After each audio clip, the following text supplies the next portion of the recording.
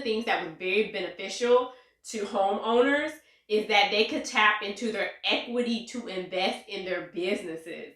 So for those Black people who were fortunate enough to actually own a home, right, and that was actually to gain equity in their home, they could use the equity in their home to start a business, go to pay for college, all these things. So there's all these great things that you can achieve as a result of home ownership, right?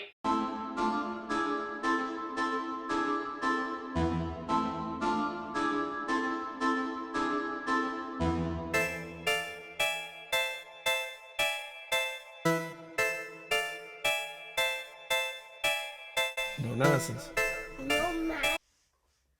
Hi everyone, my name is Carol and I'm with Shed Like Properties. I wanted to stop by and just give a quick overview of something that a lot of people do not know about, particularly Black professionals, right? It's equity. So there's this book I read a few years ago. To share it here. It's called The Color of Law by Richard Rothstein. And I might be pronouncing his last name wrong, so forgive me on that. But The Color of Law.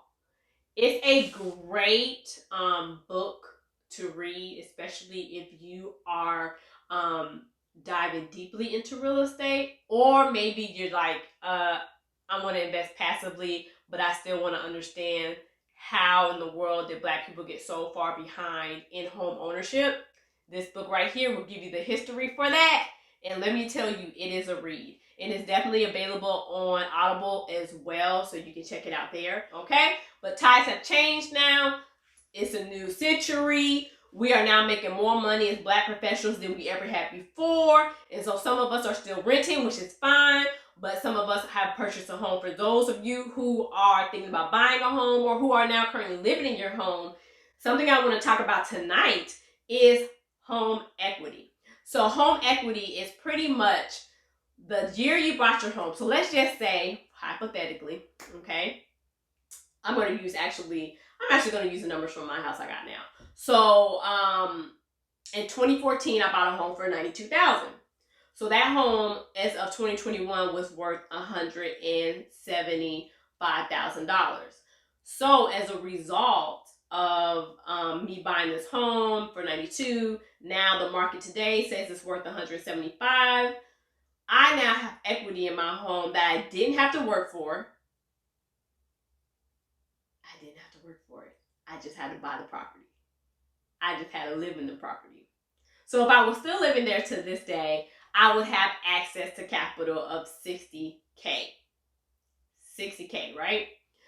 And the thing I like about equity is that you can use equity for several different things. You can use equity to, if you have children, invest in their college fund. You can use your home equity to invest in real estate, passively or actively. Go buy you another home, rent it out. You can use your home equity to actually invest in a business you want to start, right? So there's so many ways you can tap into your home equity as opposed to using credit cards, as opposed to going out and getting a second mortgage on your house. Just get a HELOC. Because what a HELOC does is, in my opinion now, and I'm not a CPA, I'm not a financial advisor, but in my opinion, if you're going to tap into your home equity, invest your home equity in something that's going to give you returns.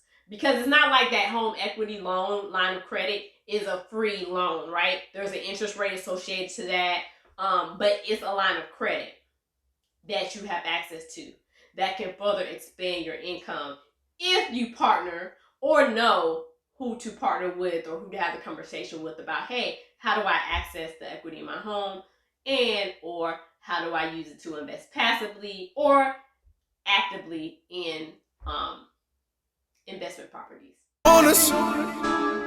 Squad needed merch, so we bought our own shop. Free is my own hair, but I got it on lock. Counted all lost, counted all lost. Excuse me, I'm just trying to trust God. Finished up my lab, bit it dead for the money God sent. Had to write it on the check. Don't nobody own us.